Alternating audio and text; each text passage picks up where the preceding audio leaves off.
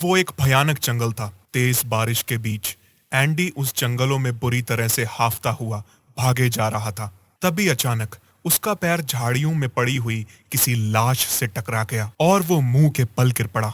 अचानक एंडी के इर्द गिर्द बिजली की रफ्तार से एक काला धुआं मंडराने लगा। अगले ही पल उस काले धुएं ने एक भयानक दिखने वाली लड़की की आकृति धारण कर ली। एंडी कांपते हुए बोला, कौन हो तुम? वो भयानक लड़की, जिसकी आंखों की पुतलियां बिल्कुल सफेद थीं, गुस्से से बोली, तुम जानते हो एंडी कि मैं कौन हूँ? मैं नताशा का साया हूँ। एंडी कांपते हुए बोला, नहीं, इसका मतलब वो सारी बातें अफवाहें नहीं बल्कि सच थी। अब इन बातों की कोई फायदा नहीं एंडी। तुम्हारे सारे दोस्त मौत की नींद सो चुके हैं, सिर्फ तुम ही बचे हो। इतना बोलकर वो भयानक बला एंडी की ओर देखकर पूरी तरह से चीखी। उसके चीखते ही उसके मुंह से छोटे छोटे कीड़े निकलकर एंडी के मुंह में चिपक गए। कुछ ही देर में एंडी की चीख जंगल के सन्नाटे को चीर गई। इस घटना के एक दिन पहले राहुल, एंडी और दिव्या तीनों बहुत गहरे दोस्त थे। दिव्या एंडी की गर्लफ्रेंड थी कि तभी दिव्या राहुल से बोली, राहुल, मुझे एक बात समझ में नहीं आती कि कॉलेज की एक से एक स्मार्ट लड़की तुमसे दोस्ती करना चाहती है, मगर तुम हो किसी को घास तक नहीं डालते। दिव्या सही कह रही है। तुम्हें अब किसी लड़की से दोस्ती कर लेनी चाहिए। आखिर कब तक ऐसे ही अकेले फिरोगे? मुझे उन स्मार्ट लड़कियों में कोई इंटरेस्ट नहीं है। जानती हूँ तुम्हें किस लड़की में इंटरेस्ट है, मगर तुम्हें जिस लड़की में इंटरेस्ट है उस लड़की को किसी भी लड़के में इंटरेस्ट नहीं। अगर नहीं है तो हो जाएगा। आज मैं उसे प्रपोज करके रहूंगा और देखना वो इनकार नहीं करेगी। तू नताशा को जानता नहीं राहुल। नताशा इस कॉलेज में एक ऐसी लड़की है जिसका कॉलेज में कोई दोस्त नहीं। हर कोई उससे बात करने में भी घबराता है। तुझे कॉलेज की सारी लड़कियों में सिर्फ वही लड़की मिली थी। एंडी ने सही कहा था। नताशा का व्यवहार बड़ा ही रहस्यमय था। वो किसी को अपना दोस्त नहीं बनाती थी और सबसे अलग अलग रहना पसंद करती थी। उसके बारे में कॉलेज में अजीबोगरीब तरह की अफवाहें मशहूर थीं। सच तो ये था कि कॉलेज के सभी स्टूडेंट्स नताशा से बात करने में भी घबराते थे। सिर्फ राहुल था जो नताशा को पसंद करने लगा था। अपने दोस्त की बात सुनकर राहुल सीधा कॉलेज के गार्डन में चला गया, जहां नताशा अकेली बैठी हुई थी। राहुल नताशा से बोला, मैं तुमसे कुछ बात करना चाहता हूं नताशा। राहुल, मेरा पीछा करना छोड़ दो। मुझे तुमसे कोई बात नहीं करनी। मैं तुमसे प्यार करता हूं। लेकिन मैं किसी से प्यार नहीं करती। आइंदा मेरा पीछा करने की कोशिश मत करना। नताशा की बात सुनकर राहुल को गुस्सा आ गया। आखिर अपने आप को तुम समझती क्या हो? कॉलेज की एक से एक स्मार्ट लड़की मुझसे दोस्ती करने के लिए तरसती हैं और मैं खुद तुमसे दोस्ती करने के लिए अपना हाथ बढ़ा रहा हूं। मुझे तुम में कोई इंटरेस्ट नहीं। अचानक नताशा अपनी दाईं ओर देखने लगी। दाईं ओर देखते ही उसकी आंखों में खौफ के साहे लहराने लगे। नताशा कांपती हुई बोली, इसे छोड़ दो। इसकी कोई गलती नहीं। राहुल नताशा की ओर देखकर हैरानी से बोला, तुम किससे बात कर रही हो? यहां पर सिर्फ मैं हूं। मगर नताशा बेहद फुर्ती से वहां से चली गई। तभी राहुल के कानों में कॉलेज के प्रोफेसर की आवाज टकराई, राहुल, नताशा का पीछा छोड़ दो। प्रोफेसर, मैं नताशा को पसंद करता हूं। मैं नताशा को पर्सनली जानता हूं राहुल। वो अपनी मां के साथ घर पर अकेली रहती है। मैं तुम्हारी भलाई के लिए तुमसे कह रहा हूं, नताशा आम लड़कियों की तरह नॉर्मल नहीं है। वो उनसे कुछ अलग है। अगर अपनी जान की सलामती चाहते हो तो दोबारा उससे बात मत करना। चलो मेरे साथ। कुछ ही देर में राहुल प्रोफेसर के ऑफिस में बैठा हुआ था।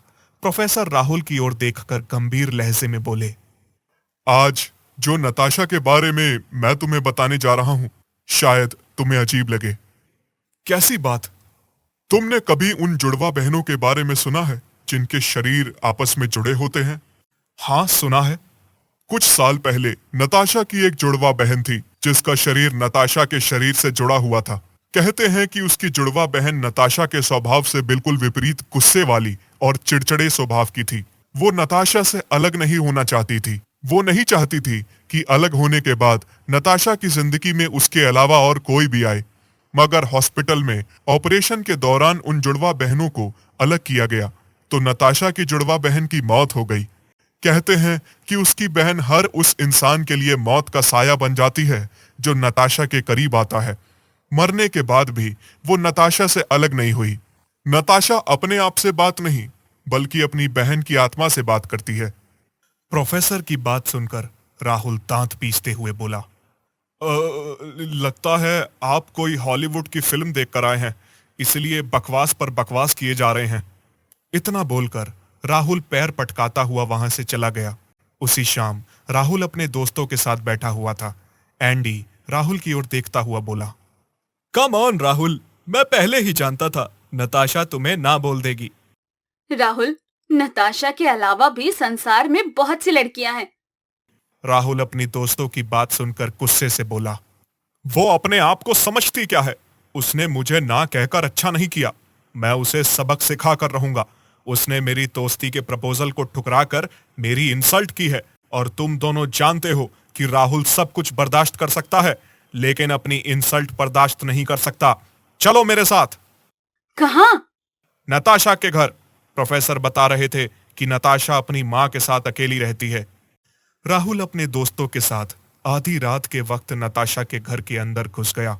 उन्हें देखकर नताशा की माँ बुरी तरह से चौंकती हुई बोली, तुम दोनों कौन हो और इतनी रात में मेरे घर पर क्या कर रहे हो? मेरा नाम राहुल है और मैं नताशा से मिलने आया हूँ। इसी वक्त वापस लौट जाओ अगर अपनी जान की सलामती चाहते हो। तभी उन तीनों के कानों में किसी के कदमों की आवाज टकराई। उन तीनों ने देखा कि नताशा सीढ़ियों से उतरती हुई उन्हीं की ओर आ रही थी।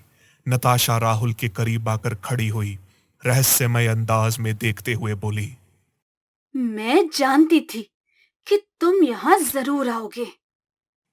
नताशा का अंदाज देखकर नताशा की मां की आंखों में दहशत के साए लहराने लगे। वो कांपती हुई आवाज में अपनी बेटी से बोली, इन सबको छोड़ दो। तभी राहुल गुस्से से बोला, यह तो माँ बेटी ने क्या ड्रामा लगा रखा है? राहुल का इतना कहना ही था कि तभी नताशा बुरी तरह से चीखने लगी। अगले ही पल एक काला धुआं निकलने लगा। नताशा बेहोश हो गई। उसके बेहोश होते ही वो काला धुआं एक बेहद भयानक दिखने वाली लड़की के साए के रूप में आ गया। उसे देखकर राहुल और उसके दोस्तों की चीख निकल गई। राहुल कांपते हुए बोला, कौन हो तुम? तेरी मौत मौत मौत। इतना कहकर भयानक साहे ने राहुल की गर्दन उसके धड़ से अलग कर दी। नताशा की मां चीखती हुई बोली, मैंने कहा था कि यहाँ से चले जाओ। एंडी और दिव्या चीखते हुए वहां से भागने लगे मगर अगले ही पल उन दोनों ने अपने आप को एक घने जंगल में पाया। ये हम कहाँ आ गए एंडी? पता नहीं, कुछ समझ नहीं आ रहा कि हम वास्तव में जंगल में मौजूद हैं या फिर ये हमारा भ्रम है।